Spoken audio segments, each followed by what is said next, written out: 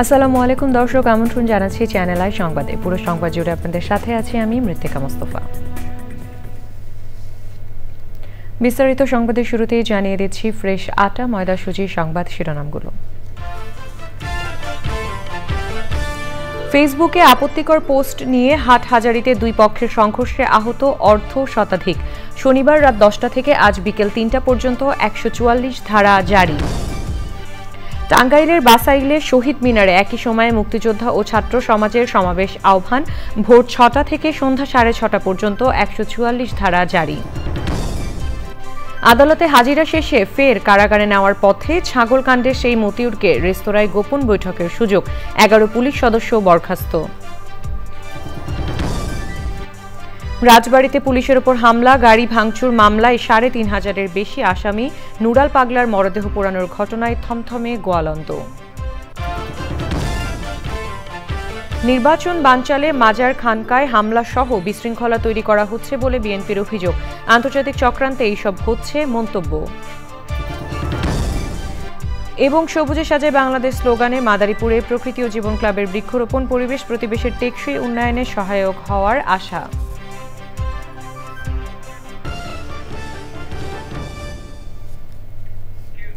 দর্শক, সংবাদ শিরোনামগুলো জানাচ্ছিলাম। এখনকার সংবাদ আয়োজন একই সঙ্গে চ্যানেলের ইউটিউব চ্যানেলে এবং চ্যানেলের ওটিটি প্ল্যাটফর্ম আই স্ক্রিনে লাইভ স্ট্রিম হচ্ছে। যাচ্ছে বিস্তারিত সংবাদে। ফেসবুকে আপত্তিকর ভিডিও পোস্ট করা নিয়ে চট্টগ্রামের হাটহাজারীতে মাদ্রাসা শিক্ষার্থীদের সাথে স্থানীয় সুন্নি জনতার সমর্থকদের দফায় দফায় সংঘর্ষে অর্ধ শতাধিক আহত হয়েছেন। পরিস্থিতি নিয়ন্ত্রণে শনিবার রাত 10টা থেকে আজ বিকেল 3টা পর্যন্ত 144 ধারা জারি করেছে প্রশাসন। ভিডিও পোস্ট করা যুবককে আটক করেছে পুলিশ। এই সুন্নি সমর্থক হাটহাজারী বড় মাদ্রাসা নিয়ে ফেসবুকে পোস্ট দেওয়াকে কেন্দ্র করে এই সংঘর্ষের সূত্রপাত হয়। সারাদিন দুপক্ষের মধ্যে উত্তেজনার পর রাতে শহর থেকে মিলাদুন্নবীর জুলুস শেষ করে ফেরার পথে দুপক্ষ সংঘর্ষে জড়িয়ে পড়ে। সেই সময় চট্টগ্রাম খাগড়াছড়ি রাঙামাটি সড়ক অবরোধ এবং বেশ কয়েকটি গাড়ি ভাঙচুর করা হয়। দুপক্ষের সংঘর্ষ থামাতে মধ্যরাতে সেনাবাহিনী মোতায়েন করা হয়। এলাকাবাসী ও মাদ্রাসা কর্তৃপক্ষের সাথে কথা বলে পরিস্থিতি কিছুটা শান্ত করেছে সেনাবাহিনী। আহতদের হাটহাজারী স্বাস্থ্য কমপ্লেক্স এবং চট্টগ্রাম মেডিকেল কলেজ হাসপাতালে ভর্তি করানো হয়েছে।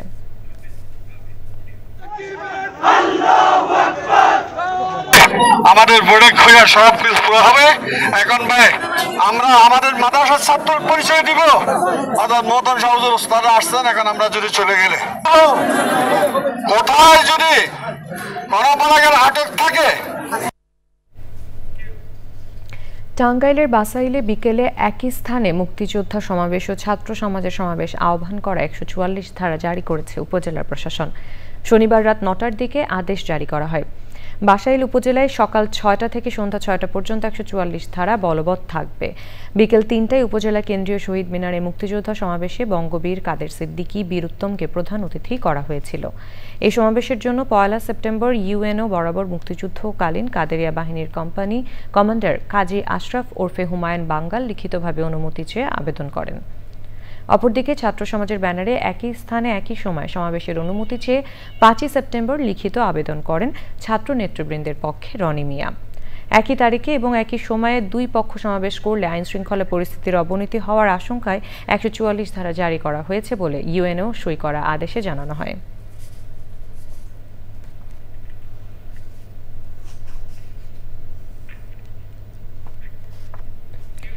ছাগলকাণ্ডে আলোচিত এনবিআরের মতিউর রহমানকে আদালত থেকে কারাগারে নেওয়ার পথে গোপন বৈঠকের সুযোগ দেওয়ায় এক এএসআই সহ 11 পুলিশকে সাময়িক বরখাস্ত করা হয়েছে। শনিবার সন্ধ্যায় কিশোরগঞ্জের পুলিশ সুপার মোহাম্মদ হাসান চৌধুরী এই আদেশ দেন। ওই আদেশে বলা হয়, 12 আগস্ট কিশোরগঞ্জ কারাগার থেকে এনবিআরের সাবেক কর্মকর্তা মতিউর রহমানকে ঢাকা মহানগর সিনিয়র স্পেশাল জজ আদালতে হাজিরা শেষে ফের তাকে কিশোরগঞ্জে নিয়েছিলেন পুলিশ সদস্যরা। নরসিংদীতে খাবারের যাত্রা বিরতিতে পুলিশ সদস্যরা মতিউরকে রেস্তোরাঁর কেবিনে এক ব্যক্তির সঙ্গে গোপন বৈঠকের সুযোগ দেন। এ নিয়ে 3 সদস্যের তদন্ত কমিটি গঠন করা হয়। কমিটির রিপোর্টের ভিত্তিতেই অভিযুক্ত পুলিশ সদস্যদের বিরুদ্ধে এই ব্যবস্থা নেওয়া হয়েছে। 26 আগস্ট মতিউর রহমানকে কিশোরগঞ্জ থেকে কাশিমপুর 2 কেন্দ্রীয় কারাগারে স্থানান্তর করা হয়েছে। রাজবাড়ীর গোয়ালন্দে নুরুল হক ওরফে নুরাল পাগলার মাজারে পুলিশের উপর হামলার ঘটনায় মামলা করা হয়েছে। মামলায় অজ্ঞাত ৩৫০০ জনকে আসামি করা হয়েছে। শুক্রবার রাত ১২টার পর গোয়ালন্দঘাট থানার এসআই সেলিম বাদী হয়ে মামলাটি করেন। রাজবাড়ী প্রতিনিধি খান মোহাম্মদ জহুরুল হকের তথ্যচিত্রে আল মুকসিদের রিপোর্ট। গোয়ালন্দ পৌরসভার জুরান মোল্লাপাড়া এলাকার নুরুল হক ওরফে নুরাল পাগলার মৃত্যুর পর বিশেষ কায়দায় কবর তৈরি ও দাফনকে ঘিরে কয়েকদিন ধরে এলাকায় উত্তেজনা চলছিল। এ নিয়ে শুক্রবার জুমার নামাজের পর বিক্ষোভ সমাবেশ করে ইমান আকিদা রক্ষা কমিটি। এরপর নুরুল হকের দরবার শরীফে হামলা পাল্টা হামলা ও সংঘর্ষে একজন নিহত ও ৫০ জনেরও বেশি আহত হন। নুরুল হকের দরবার শরীফে ভাঙচুর ও আগুন এবং কবর থেকে মরদেহ তুলে পোড়ানো হয়। এই ঘটনার সাথে প্রকৃতপক্ষে যারা উস্কানি দিয়েছে এবং যারা জড়িত এবং তাদেরকে আইনের আওতায় নিয়ে আসা হবে এবং আমাদের গ্রেপ্তার অভিযান চলছে। ইনশাআল্লাহ আমরা সামনে ভালো কিছু আমরা দিতে পারবো আশা করি। পরিস্থিতি নিয়ন্ত্রণের চেষ্টা করলে পুলিশের ওপরও হামলা চালানো হয়, ভাঙচুর করা হয় পুলিশের গাড়ি। এ ঘটনায় অজ্ঞাত ৩৫০০ মানুষকে আসামি করে মামলা করা হয়েছে। ইচ্ছাকৃতভাবে আমাদের কাছে মনে হয়েছে যে তারা একটা শান্তিপূর্ণ পরিস্থিতি বিঘ্ন ঘটানোর জন্য তারা এসে প্রথমে পুলিশের উপরে হামলা চালায়, পরে গাড়ি ভাঙচুর করে। সেখানে ইউনো ছিল, তারও গাড়ি ভাঙচুর করে এবং পরবর্তীতে তারা এই বিক্ষুব্ধ অবস্থায় তারা মাজারে যায় এবং মাজার ভাঙচুর করে অগ্নিসংযোগ করে। ঘটনার পর থেকে নুরাল পাগলার দরবার শরীফ এলাকায় পুলিশ মোতায়েন রয়েছে। দরবার শরীফে বন্ধ রয়েছে সাধারণ মানুষের প্রবেশ। আল মুকসিদ, চ্যানেল আই। বিএনপি নেতারা বলেছেন দেশ স্বাভাবিক প্রক্রিয়ায় চলছে না। রাজধানীতে আলাদা অনুষ্ঠানে তারা অভিযোগ করেছেন মাজারে হামলা কোনো বিচ্ছিন্ন ঘটনা নয়, নির্বাচন বানচাল করতে নানা বিশৃঙ্খল ঘটনা ঘটানো হচ্ছে। এসব ঘটনা আন্তর্জাতিক চক্রান্ত বলে অভিযোগ করেছেন তারা। রাহুল রায় রিপোর্ট। পবিত্র ঈদে মিলাদুন্নবী উপলক্ষে নয়াপল্টনে বিএনপির কেন্দ্রীয় কার্যালয়ে ছিল মিলাদ ও দোয়া মাহফিল। বিএনপির সিনিয়র নেতাদের সঙ্গে অঙ্গ ও সহযোগী সংগঠনের নেতারাও অংশ নেন এই মিলাদ মাহফিলে। পরে কথা বলেন বিএনপির সিনিয়র যুগ্ম মহাসচিব। তৌহিদি জনতার নামে তারা এই কাজগুলো করছে, আপনি দেখবেন এদের পিছনে আন্তর্জাতিক ষড়যন্ত্র আছে। এই দেশের পূজা মণ্ডপ পাহারা দেয় আলে গোলামরা, সেই দেশে মাজার ভাঙা, মাজারে সেখানে লাশ পুড়িয়ে দেওয়ার মতো ঘটনা এটা গোয়ালন্দে ঘটেছে। এটা আমি বাংলাদেশ জাতীয়তাবাদী দলের পক্ষ থেকে তীব্র নিন্দা জানাচ্ছি এবং প্রতিবাদ জানাচ্ছি। গণ অধিকার পরিষদের সভাপতি ডাকসুর সাবেক ভিপি নুরুল হক নূরকে ঢাকা মেডিকেল কলেজ হাসপাতালে দেখতে যান বিএনপির স্থায়ী কমিটির সদস্য মির্জা আব্বাস। পরে তিনিও বিভিন্ন ইস্যুতে কথা বলেন। মাজার, তারপর খানকা, এগুলো সব ভাঙাচুরি করা হয়েছে। এগুলো আসলে বিচ্ছিন্ন কিছু না। নির্বাচনটা সামনে রেখে এই ধরনের আরও অনেক কিছু সামনে আপনারা দেখতে পাবেন, যাতে নির্বাচনটা না হয়। একটা শ্রেণীর লোক চাচ্ছে যাতে নির্বাচন না হয়। সোশ্যাল মিডিয়ায় কালকে বিশ্বের একজন পরাক্রমশালী নেতার মুখের বক্তব্য শুনেছি, তাতে আমার মনে হচ্ছে না এই দেশে একটা স্বাভাবিক প্রক্রিয়া আমরা যাচ্ছি, একটা অস্বাভাবিক প্রক্রিয়ায় দেশটা এগিয়ে যাচ্ছে। গণ অধিকার পরিষদের সাধারণ সম্পাদক রাশেদ খান বলেছেন, শুক্রবার জাতীয় পার্টির কাকরাইল কার্যালয় ভাঙচুর ঘটনায় গণ অধিকার পরিষদ জড়িত নয়। জাতীয় পার্টির কার্যালয়ে যে স্যাবোটাজ হয়েছে এই ঘটনার সাথে গণ অধিকার পরিষদ জড়িত নয়। রাহুল রায়, চ্যানেল আই, ঢাকা। সমাজ কল্যাণ এবং মহিলা ও শিশু বিষয়ক উপদেষ্টা শারমিন মুর্শিদ আগামী জাতীয় নির্বাচন যথাসময়ে হবে জানিয়ে বলেছেন, সুষ্ঠু নির্বাচন আয়োজনে জনগণকে সরকারের পাশে দাঁড়াতে হবে। নারায়ণগঞ্জের সোনারগাঁয়ে ক্যাপিটাল স্কুল অ্যান্ড কলেজের আয়োজনে এসএসসি ও সমমান পরীক্ষায় জিপিএ-5 পাওয়া শিক্ষার্থীদের সংবর্ধনায় এসব কথা বলেন তিনি। বাংলাদেশ কমার্স ব্যাংকের চেয়ারম্যান মহসিন মিয়ার সভাপতিত্বে অনুষ্ঠানে ছিলেন অতিরিক্ত জেলা প্রশাসক নাইমা ইসলাম, উপজেলা নির্বাহী কর্মকর্তা Farzana Rahman, Sonargaon capital school and কলেজের সভাপতি আক্তার হোসেন ও বিশিষ্টজনেরা। প্রায় 200 জিপিএ-5 পাওয়া শিক্ষার্থীকে সম্মাননা জানানো হয়। আপনারা জানেন যে আমি বহু বছর ধরে নির্বাচন পর্যবেক্ষণ করেছি, সেই কারণে আমি এই কথাটা না বলে পারছি। আর আরেকটি কথা হচ্ছে যে আমরা আজ আছি, কাল চলে যাব। আত্মসম্মান এবং সম্মানজনক ভাবে যেন আমরা বিদায় দিতে পারি মাথা উঁচু করে। ডাকসু নির্বাচনের প্রচারের শেষ সময়ে নানা প্রতিশ্রুতি নিয়ে ভোটারদের কাছে যাচ্ছেন প্রার্থীরা। তারা মনে করছেন নির্বাচনের ফলাফলে বড় ভূমিকা রাখবেন নারী ভোটাররা। ডাকসু নির্বাচনী বিতর্কের শেষ দিনে ভিপি প্রার্থীরা শিক্ষার্থী বান্ধব ক্যাম্পাসের প্রতিশ্রুতি দিয়েছেন। মিথিলা নাজদিনের রিপোর্ট। ডাকসু নির্বাচনের দিন যতই ঘনিয়ে আসছে ততই জমজমাট হচ্ছে প্রচার। ঢাকা বিশ্ববিদ্যালয় ক্যাম্পাসের প্রতিটি চত্বরে আলোচনার কেন্দ্রবিন্দুতে কারা গ্রহণযোগ্যতা নিয়ে হচ্ছেন ডাকসু এবং হল সংসদের প্রতিনিধি। নারীবান্ধব ক্যাম্পাস ও সুস্থ পরিবেশের প্রতিশ্রুতি সহ নানা বার্তা তুলে ধরেন প্রার্থীরা। কংক্রিট একটা প্রফেশনাল প্লেয়ার, সম্পূর্ণ অ্যাপলিটিক্যাল, কোনো প্যানেলও দাঁড়ায় নেই এই জন্য, কারণ ক্রীড়া সম্পাদক যারা যারা আছে প্রত্যেকে কোনো না কোনো প্যানেলের। সো প্যানেলের হলো ভিপিজিএস, এজিএস, কোনো না কোনো পলিটিক্যাল পার্টির সাথে অ্যাফিলিয়েটেড থাকে। সো ওই জায়গা থেকে যেন আমি বায়াস না হয়ে যায়, আমি কোনো দলের প্রতি বা কোনো প্যানেলের প্রতি বায়াস না থাকি নির্বাচিত হওয়ার পর। সো এই জন্য একদম স্বতন্ত্র নির্বাচন। এবারের নির্বাচনটা অনেক বেশি জমজমাট হবে বলে আমরা মনে করছি এবং অনেক বেশি আনসার্টেন। আমি মনে করি না কেউই একপাক্ষিকভাবে বলতে পারে যে হচ্ছে আমরাই জিতবো, কিন্তু সবাই আশা রাখি অবশ্যই আমরাই জিতবো। এবং আমি মনে করি এইবারের নির্বাচনে নারী ভোটাররা একটা গুরুত্বপূর্ণ ফ্যাক্টর হয়ে উঠবেন এবং তাদের ভোটই আসলে নিশ্চিত করে বলে দিবে আসলে কারা জিতে আসছেন। ডাকসু নির্বাচনী বিতর্কের শেষ দিনে অংশ নেন সব ভিপি প্রার্থী। ইনশাআল্লাহ আমাদের প্রথম দাবি থাকবে এবং আমরা এই বিশ্ববিদ্যালয়কে সর্বপ্রথম যে কাজটা করব সেটা হচ্ছে ঢাকা বিশ্ববিদ্যালয়কে একটা পলিটিক্যাল ইনস্টিটিউট থেকে এটাকে একটা একাডেমিক ইনস্টিটিউট করবে ইনশাআল্লাহ। আমরা যতই বলি যে আমরা রাজনীতির বাইরে গিয়ে একটা একাডেমিক বিশ্ববিদ্যালয় গঠন করবো, কিন্তু সেটা কখনোই সম্ভব না। এখানকার রাজনৈতিক সদিচ্ছা যেটা নিশ্চিত করতে হবে, রাজনৈতিক কাঠামো যেটা নিশ্চিত করতে হবে, একজন বিভাগের কাজ আমি মনে করি এইটাই। ঢাকা বিশ্ববিদ্যালয়ের কোনো ছাত্র সংগঠন যদি নামে বেনামে কোনো হলের রুম দখল করতে চায় তাহলে কি কোনো ধরনের শাস্তিমূলক ব্যবস্থা আছে? উত্তর হচ্ছে নেই। তো সেই জায়গা থেকে এখানে কাঠামোগত সংস্কারের মাধ্যমে কোনো ছাত্র সংগঠন যদি হলের রুম দখল করতে চায় তাহলে সেই ছাত্রের ছাত্রত্ব বাতিল করতে হবে। আমি আমার জীবনে সর্বদা সফল হতে চেয়েছি। আমি যদি এখানে ভিপি হিসেবে নির্বাচিত হই, এখানে সফলতার একমাত্র মূল চাবিকাঠি হবে সাধারণ শিক্ষার্থীদের কণ্ঠস্বরে কথা বলা, এবং সেটা আমি বলে যাব। রোববার ডাকসু নির্বাচনের প্রচারের শেষ দিন, আর 9 সেপ্টেম্বর হবে ভোট গ্রহণ। Mithila Nazneen, channel I, Dhaka. জাতীয় নির্বাচনের প্রস্তাবিত আচরণবিধিতে একজন প্রার্থীর জন্য ভোটার প্রতি খরচ 10 টাকা। গণমাধ্যমে জাতীয় নির্বাচনের মতো কভারেজ পাওয়া ডাকসু নির্বাচনে সেই খরচ কত? ডাকসু নির্বাচনে আচরণবিধি থাকলেও খরচের কোনো উল্লেখ নেই।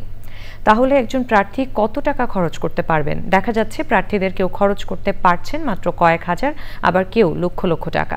ওই টাকার উৎস কি? এই বিষয়টি নিয়ে অনুসন্ধান করেছেন সাদি মাহমুদ। মজা করে দরজায় এমন লেখা থাকলেও বাস্তবে যে এটা ঘটছে না এমন নয়। কোনো কোনো প্রার্থীর পক্ষে গণহারে আপ্যায়ন তেমন লুকোছাপা বিষয়ও নয়। এর বাইরে নির্বাচনী আচরণবিধি অনুযায়ী লিফলেট ছাপানো আর প্রজেকশন মিটিং ছাড়াও অনলাইন কন্টেন্ট তৈরিতে কিছু প্রার্থীর খরচ সীমাহীন।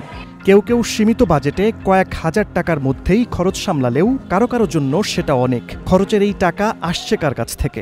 আমার যে যতটুকু নিজের আছে এবং পরিবারের কাছ থেকে যে সাপোর্ট নিয়েছি সেই সাপোর্টগুলো নিয়েই হচ্ছিল লিফলেট, তারপরে হচ্ছে যা হচ্ছিল যে যতটুকু ছবি টবি তোলা বা হচ্ছে ভিডিওগ্রাফি করা, সেগুলো আমরা নিজেদের মোবাইল দিয়েই মোবাইল ভিডিওগ্রাফির মাধ্যমে কিন্তু করছি।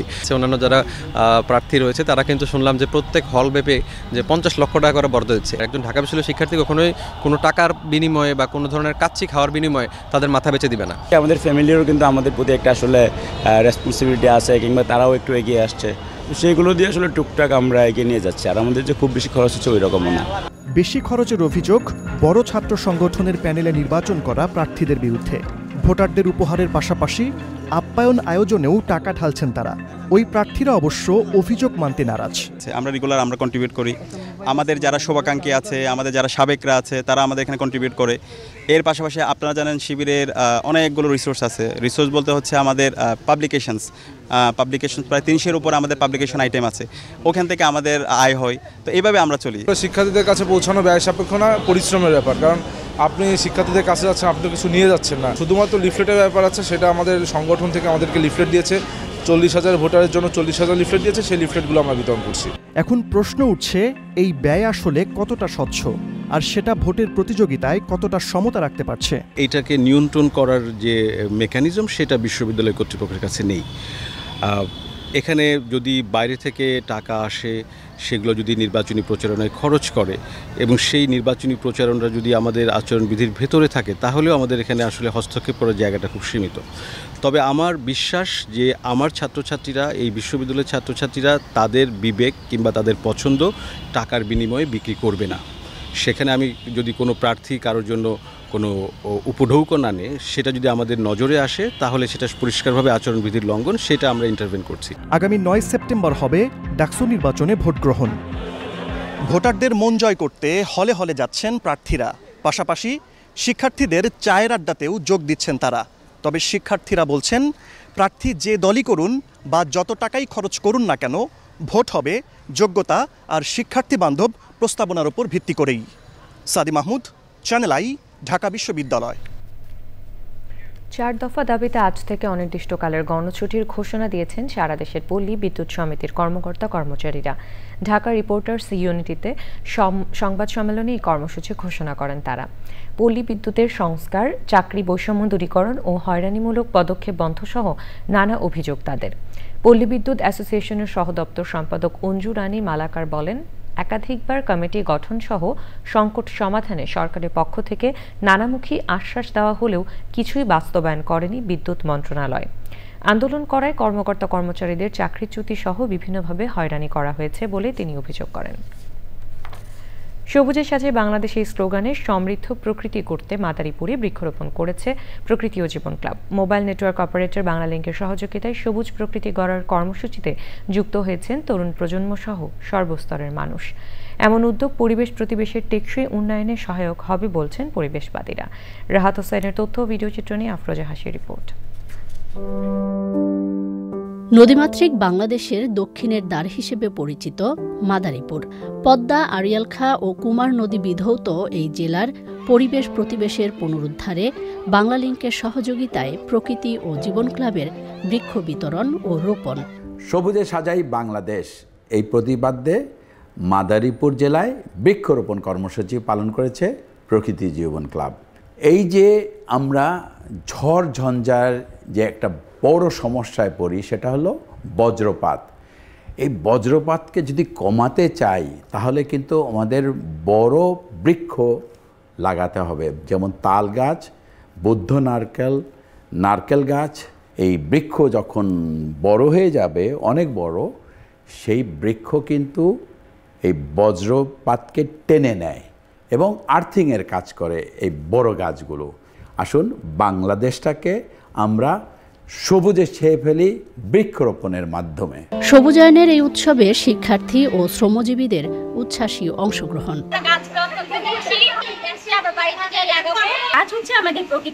এই ধরনের একটা অনুষ্ঠানে আমি আসতে পেরে নিজেকে অনেকটাই ভালো মনে করছি। সুন্দর অর্গানাইজ করেছে যে আমি আসলেই খুব নিজে আনন্দিত। সবুজ শ্যামল পৃথিবী এবং জীবন রক্ষার্থে যে প্রকৃতি ও জীবন ফাউন্ডেশন বৃক্ষরোপণ কর্মসূচি হাতে নিয়েছে, এটির গুরুত্ব অপরিসীম। পরিবেশের ভারসাম্য রক্ষায় প্রকৃতি ও জীবন ক্লাবের উদ্যোগকে স্বাগত জানিয়েছেন সংশ্লিষ্টরা। বৃক্ষরোপণ আন্দোলনের সাথে শরীক হয়ে দেশব্যাপী একটা আন্দোলনে আমরা রূপান্তরিত করতে পারি, নিশ্চয়ই আমরা আমাদের দেশটাকে ফুলে ফলে গাছে বৃক্ষে ঘুরিয়ে দিতে পারবো। বৈশ্বিক তাপমাত্রা এবং জলবায়ু এবং আবহাওয়ার যে পরিবর্তন, সেটা থেকে দীর্ঘমেয়াদে রেহাই পেতে হলে এই বৃক্ষরোপণের কোনো বিকল্প নেই। জাতীয় টেকসই অভিযাত্রা নিশ্চিতে শুধু বৃক্ষরোপণ আর পরিচর্যায় নয়, প্রয়োজন পরিবেশ বান্ধব প্রযুক্তি ও জীবনাচারের সার্বজনীন চর্চা। আফরোজা হাসি, চ্যানেল আই। দর্শক, এবারে চলে যাচ্ছি বিরতিতে এবং বিরতির পর থাকছে দর্শক ফিরে এলাম বিরতির পর। আজ পূর্ণগ্রাস চন্দ্রগ্রহণ দেখা যাবে বাংলাদেশ সহ পৃথিবীর বিভিন্ন স্থান থেকে। আন্তঃবাহিনী জনসংযোগ পরিদপ্তর ISPR এর সংবাদ বিজ্ঞপ্তির বরাতে বাসস জানিয়েছে, আকাশ মেঘমুক্ত থাকলে বাংলাদেশ থেকেও চন্দ্রগ্রহণ দেখা যাবে।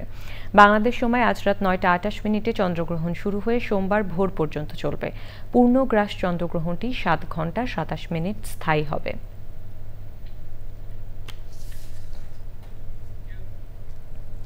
নিউ ইয়র্কের আলবানিতে বাংলাদেশ জাতীয়তাবাদী দল বিএনপির ৪৭তম প্রতিষ্ঠা বার্ষিকী উদযাপিত হয়েছে। এই উপলক্ষে বিএনপির আলবানি শাখার পক্ষ থেকে সিটির সেন্ট্রাল এভিনিউর গুলশান ক্যাফের সামনে সমাবেশের আয়োজন করা হয়। আলবানি শাখা বিএনপির সভাপতি আমিনুর রহমান খোকনের সভাপতিত্বে অনুষ্ঠিত ওই সমাবেশে উপস্থিত ছিলেন আলবানি শাখা বিএনপির সাধারণ সম্পাদক জাহাঙ্গীর আলম সরকার, সিনিয়র সহ সভাপতি মোহাম্মদ তারিকুল ইসলাম তারেক, সহ সভাপতি মোহাম্মদ হাফিজ আলম সহ অন্যরা। ফিলিস্তিনের গাজা উপত্যকা ইসরায়েলি হামলায় কমপক্ষে ৬২ জন নিহত হয়েছেন, যার মধ্যে ৪১ জনই গাজা নগরীর বাসিন্দা। এ নিয়ে ২৩ মাস ধরে চলা হামলায় গাজায় নিহত হয়েছেন ৬৪,০০০-এর বেশি ফিলিস্তিনি এবং আহত হয়েছেন ১,৬২,০০০-এরও বেশি। গাজার স্বাস্থ্য বিভাগের প্রতিবেদনে বলা হয়েছে ২০২৩ সালের ৭ই অক্টোবর নৃশংস হামলা শুরুর পর থেকে ১৯,০০০-এর বেশি শিশু নিহত হয়েছে। এমন পরিস্থিতিতে ইসরায়েল যদি গাজা নগরী দখলের অভিযান এগিয়ে নেয় তাহলে বিপর্যয়কর পরিস্থিতি দেখা যাবে বলে সতর্ক করেছে জাতিসংঘ। এবারে কৃষি সংবাদ।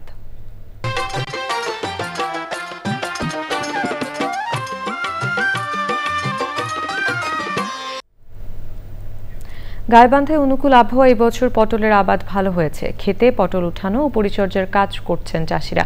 ফলন ভালো হওয়ার পাশাপাশি বাজারে দাম ভালো পাওয়ায় খুশি কৃষক। পটলের পাশাপাশি আদা, মরিচ ও মুখী কচুর মতো সাথী ফসল চাষ করায় আর্থিকভাবে লাভবান হচ্ছেন তারা। গাইবান্ধা প্রতিনিধি ফারুক হোসেনের তথ্য ভিডিওচিত্রে আল মকসুদের রিপোর্ট। জেলার ৭ উপজেলাতে পটল চাষ হলেও সবচেয়ে বেশি পটল চাষ করে গোবিন্দগঞ্জ, পলাশবাড়ী, সাদুল্লাপুর উপজেলার কৃষক। কার্তিক মাসে জমিতে মাচা করে কৃষক পটল চাষ করে আর চৈত্র মাস থেকে ফলন ওঠানো শুরু হয়। অনুকূল আবহাওয়ায় রোগবালাই ও পোকামাকড়ের আক্রমণ কম ও বাজার দর ভালো পাওয়ায় এ আবাদে আর্থিকভাবে লাভবান হচ্ছেন চাষি। পটল আবাদটা লাভজনক আবাদ, কারণ দীর্ঘদিন বেচা যায়। বর্তমান ১২০০ চলেছে, আগামী বেচলাম ২৩০০, ২৪০০, ২২০০। পটলের সাথে সাথী ফসল আবাদ করায় ব্যয় কম হচ্ছে বলে জানান চাষিরা। ১১০০ থেকে ৩ মণ, ৩.৫ মণ করে তোলা যাচ্ছিল সপ্তাহ, এখন তোলা যাচ্ছে ১.৫ মণ, ১৫-২ মণে এরকম করে তোলা যাচ্ছে। বাজার ভালোই আছে ইনশাল্লাহ।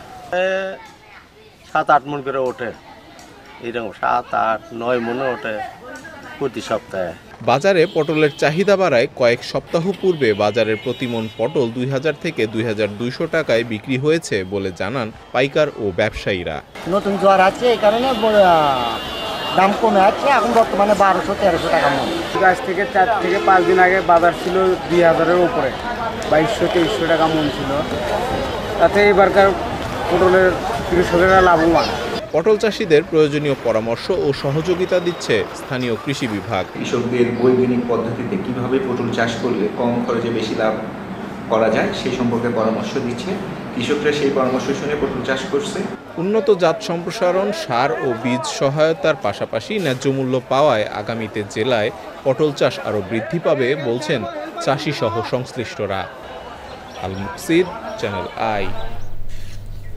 এখন দেখবেন প্রকৃতি সংবাদ।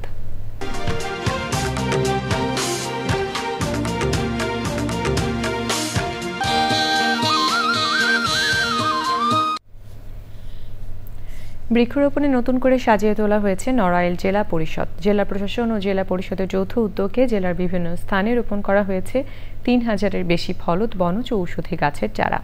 প্রাণীদের নিরাপদ আবাসস্থল রক্ষায় সংরক্ষণ করা হচ্ছে পুরনো বৃক্ষ। দানিয়েল সুজিত বোসের রিপোর্ট। জলবায়ু পরিবর্তনের প্রভাব, ক্রমবর্ধমান উষ্ণতা, অতিবৃষ্টি ও ঘূর্ণিঝড়ের মতো দুর্যোগের অন্যতম শিকার বাংলাদেশ। নির্বিচারে বৃক্ষ নিধনে প্রকৃতি থেকে হারিয়ে যাচ্ছে প্রাণীকুল। এই লক্ষ্যে নড়াইলে বনজ, ফলদ ও ঔষধি বৃক্ষের পাশাপাশি বজ্রপাত রোধে রোপণ করা হয়েছে তাল ও খেজুর গাছের চারা। এমন পদক্ষেপ বনজ সম্পদ বৃদ্ধি, সবুজায়ন এবং জীববৈচিত্র্য সংরক্ষণে গুরুত্বপূর্ণ ভূমিকা রাখবে বলে মত সংশ্লিষ্টদের। পাখির আশ্রয়স্থল হিসাবে একটি গাছ অত্যন্ত ভালো ভূমিকা রাখে।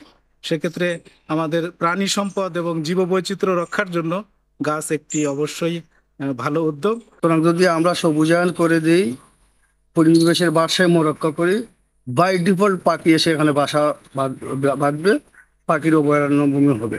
সরকারি বেসরকারি প্রতিষ্ঠানে নতুন গাছ রোপণের পাশাপাশি পুরনো গাছ সংরক্ষণে জোর জেলা প্রশাসনের। নতুন যে রেল লাইনের ধারে আমরা প্রায় 7,000 তাল গাছ লাগিয়েছি, আমরা 20,000-এর মতো আমরা খেজুর গাছ লাগিয়েছি। এছাড়া পুরো নড়াইলে আমরা কৃষ্ণচূড়া, জারুল, সোনালু এবং মাঝখানে আমরা চেরি লাগিয়েছি। সারা ওয়ার্ল্ডে এখন ক্লাইমেট চেঞ্জের একটা প্রভাব আছে, এই গাছ লাগালে পরিবেশে একটা ভারসাম্য রক্ষা হবে।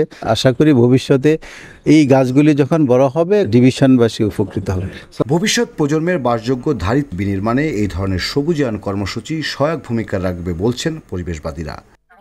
নড়াইল থেকে Daniel Sujit Bose, channel I. এবারে খেলার খবর।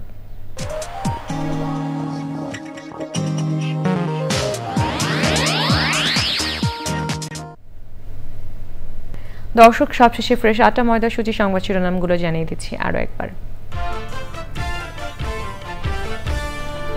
ফেসবুকে আপত্তিকর পোস্ট নিয়ে হাটহাজারীতে দুই পক্ষের সংঘর্ষে আহত অর্ধশতাধিক। শনিবার রাত 10টা থেকে আজ বিকেল 3টা পর্যন্ত 144 ধারা জারি।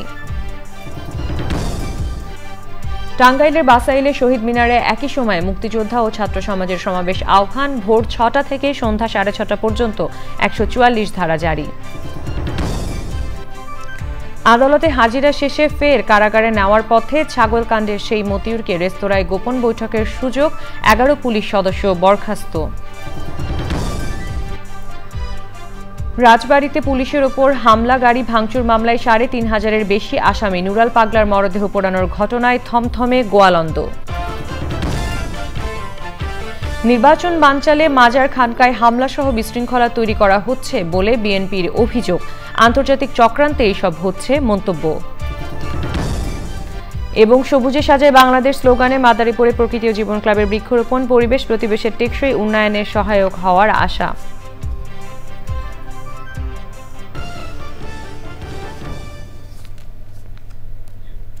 চ্যানেলের সর্বশেষ সংবাদ জানতে ভিজিট করুন channel-i-online.com এবং যুক্ত থাকুন আমাদের সোশ্যাল মিডিয়া প্ল্যাটফর্মগুলোর সাথে।